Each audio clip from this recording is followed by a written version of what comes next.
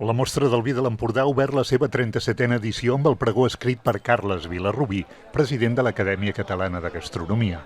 A darrera hora ha excusat la seva assistència per una operació i l'ha llegit Cristina Cabanyes, membre de la Junta Directiva d'aquesta entitat.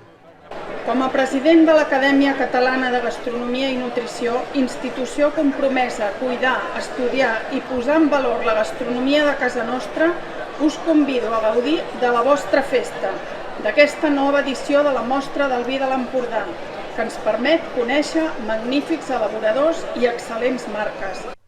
19 expositors, 11 dels quals són cellers, ofereixen els seus productes a la Rambla, que enguany ha canviat la seva distribució, i destaca una carpa que proporciona ombra o aixopluc, segons convingui.